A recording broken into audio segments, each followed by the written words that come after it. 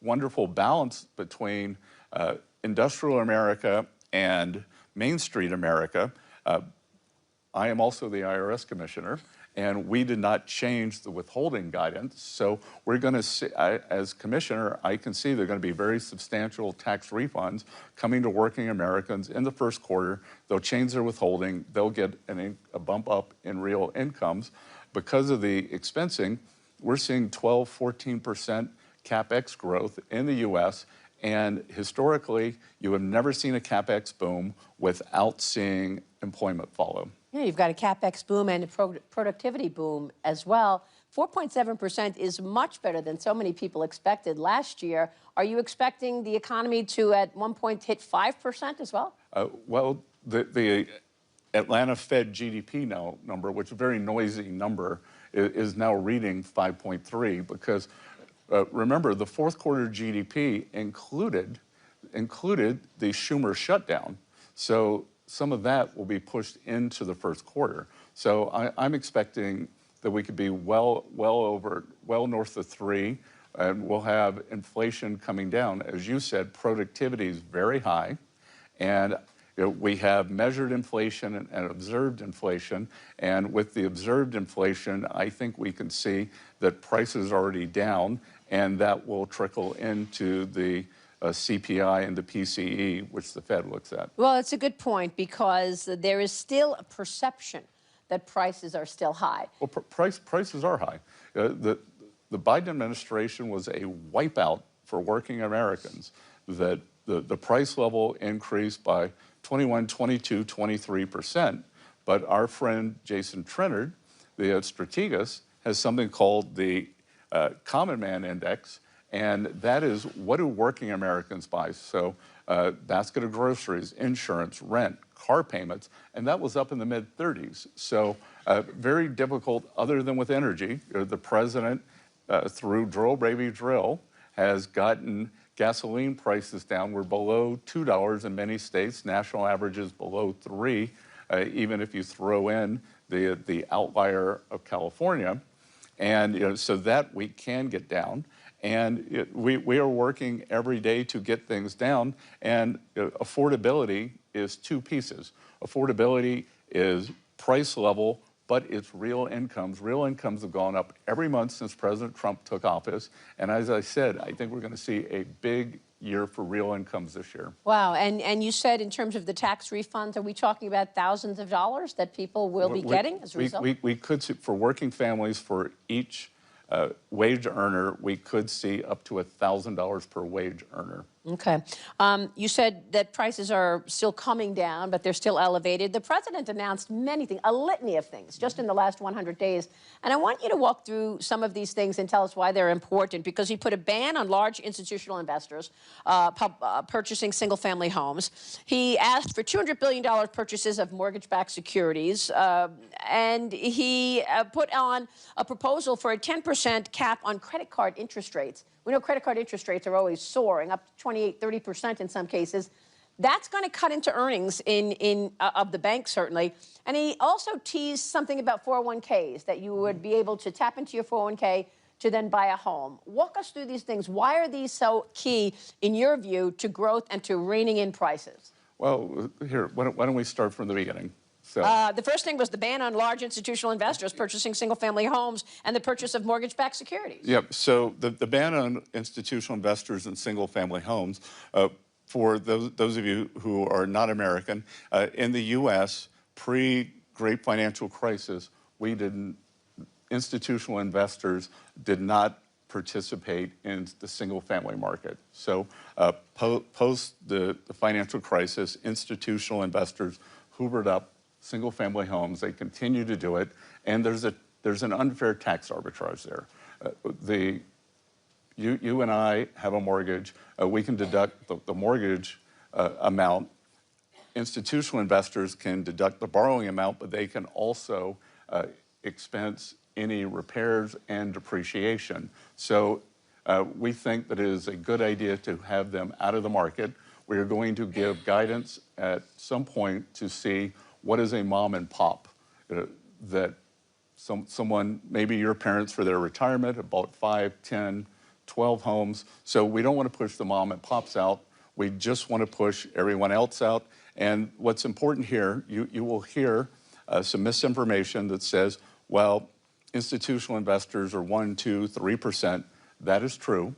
Having been in markets for 35 or 40 years, markets are made on the margin, and institutional investors are much higher in boomtown markets like Charlotte, like Atlanta, like Huntsville, Alabama. So they've done that. In terms of having Fannie and Freddie buy MBS, the mortgages are two parts. It is the 10-year bond yield, and it is the spread between mortgages and the 10-year yield.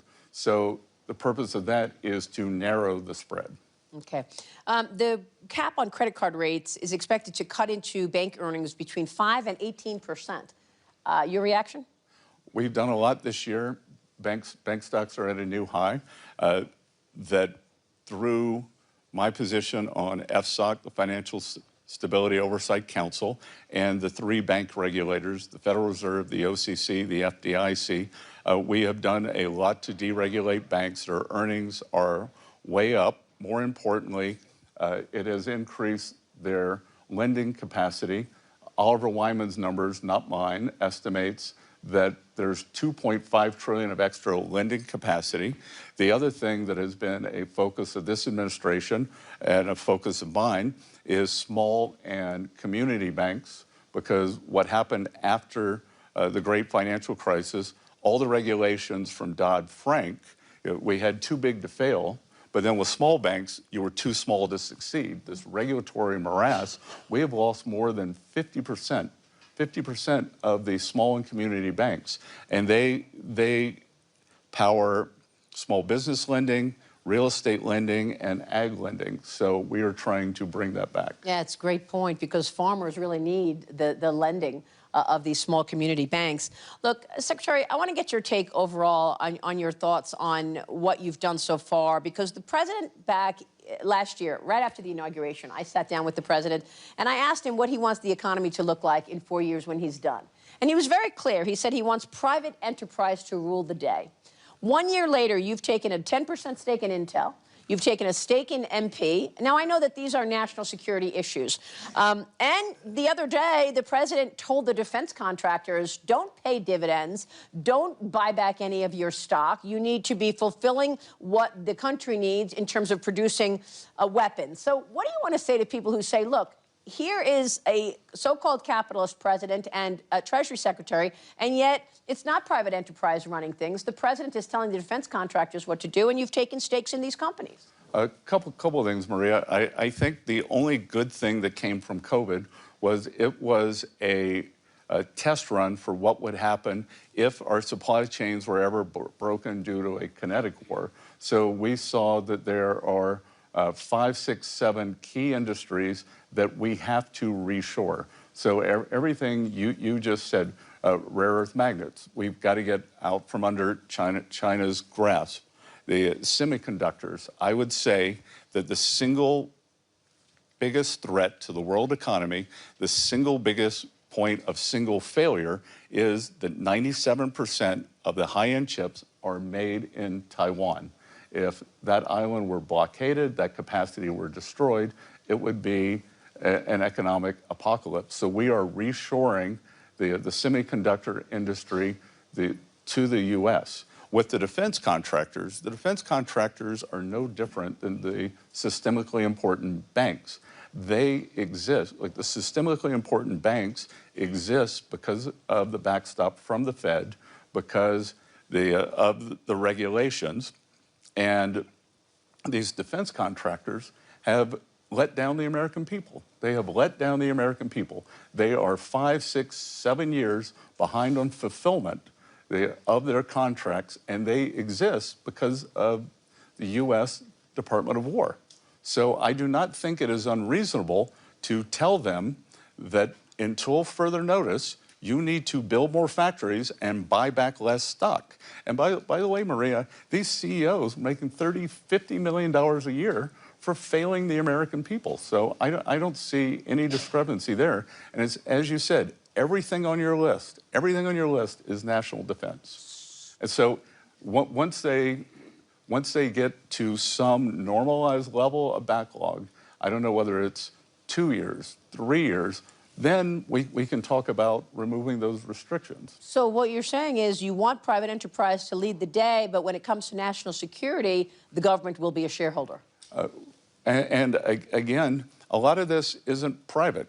You know, we have seen what happens when the free markets get kind of perverted. Because what happens with critical minerals, that several companies have tried to stand up critical minerals facilities in the US, and the Chinese come, lower price, undercut them, and then they're bankrupt. So we are going to put in a system, price floor, price ceilings, and when you talk about multilateralism and the US leading, I just hosted at Treasury last Monday the G7++, so G7 plus Australia, plus India, plus Mexico, plus South Korea, and we are working at warp speed to create a critical minerals block where we can mine, process, and refine critical minerals, and China won't have this sword over our heads. So how long do you think it will be until the United States is, in fact,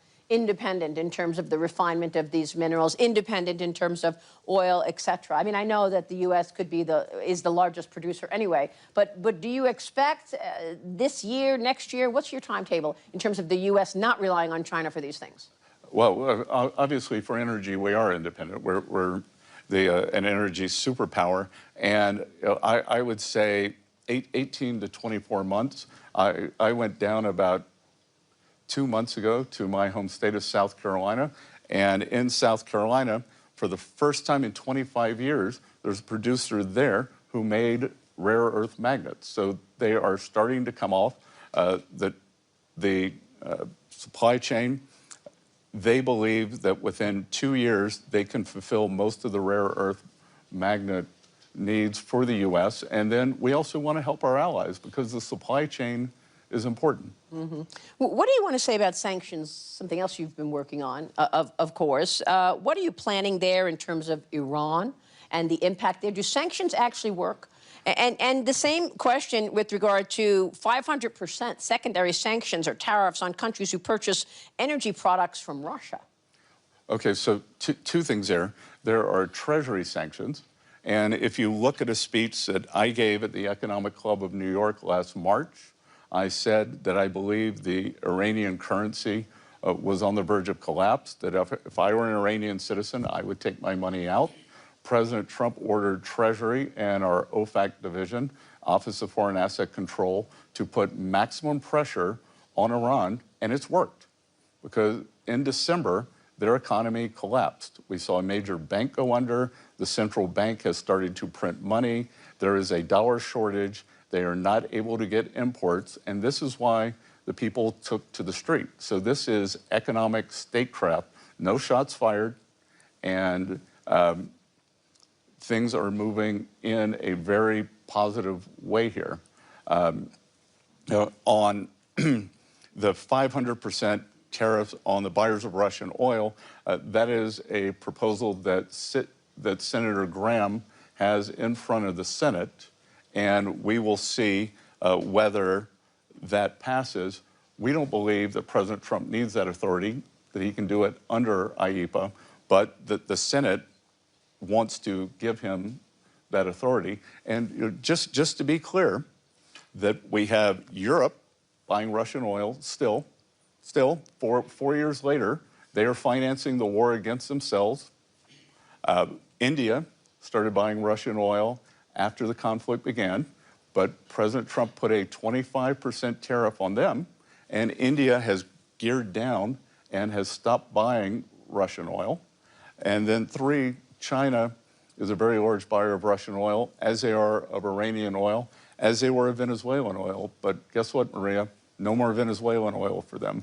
So would you treat China the same as the others in terms of buying Russian oil with regard to tariffs and sanctions? Well, we'll see what happens with this Senate bill.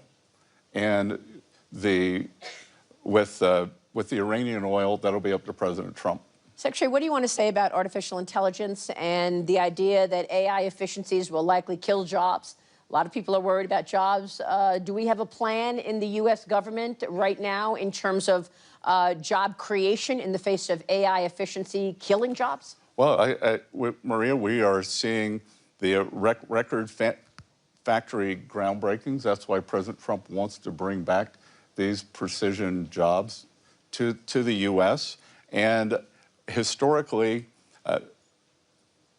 every productivity boom has led to job growth. Now, can there be some toing and froing in terms of people changing professions? I can't remember what the number is. Maybe you know it. 50, 60% of the professions today didn't exist 30 years ago. Well, so it's a big number. Technology. It's a big number, but it's something we're very cognizant of. We haven't seen it in the numbers yet. I think that it could be very different than what we saw with the China shock. The China shock was a blue-collar phenomenon. My guess is the AI shock might be a white-collar phenomenon. We'll see. Secretary, as we wrap up here, a moment ago, you said, look, you've been dealing with markets for a long time, your entire career. What do you think of markets today? I mean, the market has been rallying on the president's policy. Today, of course, we're seeing a sell-off. But do you think the markets are getting it right in terms of rallying on the president's policies going into this Davos meeting? I try not to the extent I had success in the markets, it was not making short-term predictions. But I can tell you what has been very heartening for me. I don't have time to follow the markets as closely, but to the extent last year before, everyone said, oh, this is just Mag 7 stocks, it's not healthy. We've seen a big broadening out in the market. The Russell index of smaller cap stocks has outperformed. The S&P equal weight has outperformed. And I actually think that speaks to the economic recovery. We're seeing it across all sectors. Our friend Ed Hyman at ISI does these corporate surveys. Corporate surveys are the highest that they've been since June 22. And I think you're starting to see it in all sectors of the market. And the market follows the economy. And again, I just think that we have the best place in the world. Come, build your factory, you have tax certainty, you have regulatory certainty, and you have energy certainty. And of course, deregulation. And that was one point that I wanted to make before we wrap up here, that Mario Draghi wrote a report 2 years ago about regulation in Europe and the fact that the largest market cap company in Europe is Novo Nordisk because of Ozempic, about $400 billion or so. And we just saw NVIDIA in the United States hit $5 trillion. Well, clearly, Maria, the innovation, the change, and the ability to adapt is in the U.S. The U.S. is the innovation capital of the world. I don't think anything's going to change that. I was just asked in another meeting by some business leaders, what advice would you give to Europe? And I said I would operationalize the Draghi report, because the EU was supposed to cut down on red tape, but it is logarithmically increased it. When I talk to tech executives, they will tell me it is easier doing business in China than the EU. Wow. That's not a great stat. I had a European businessman come to see me the other day. He said, Secretary Bessent, it took me 3 days to get an appointment with the White House and with you. It took me 90 days to get an appointment with Ursula von der Leyen, and we are one of the largest employers in Europe. So there's just a different mindset here, and I think the mindset has got to change. It's got to change to a growth mentality, and that's President Trump's invitation is we are growing, we're deregulating, and come and join us. The U.S. is going to host the G20 meeting next year, and on the finance track, we have identified the greatest financial risk as a lack of growth, because post-COVID, every government balance sheet has ballooned, and we have this gigantic government debt. There are two ways. You can either cut your way out of it through austerity, no voter wants that, or you can grow your way out of it. So we are inviting the world, come grow with us, prosper with us, and we can all do it together. Secretary, thank you very much. Good. U.S. Treasury Secretary Scott Bessent, thank you so Good. much. Thanks, Maria.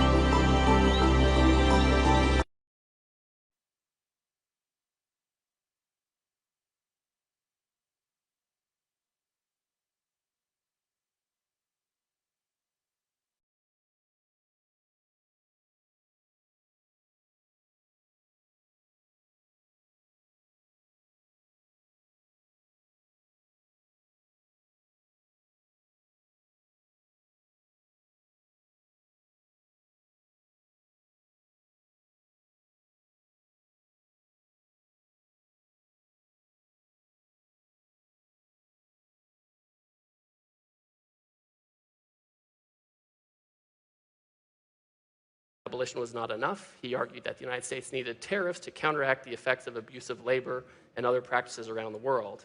He attacked the colonialism of European empires like Britain, France, and Spain. He explained that the United States needed to protect its workers from having to compete against abusive regimes that did not value the dignity of the people that they ruled. And he argued that we had to have this to avoid a race to the bottom, echoing many themes we hear today. Of course, the Union won the Civil War, and they took Kerry's advice.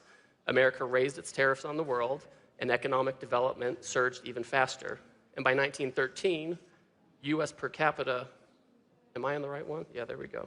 U.S. per capita industrial output was the greatest in the world, 10% greater than that of the UK, and 600% larger than it was in 1860.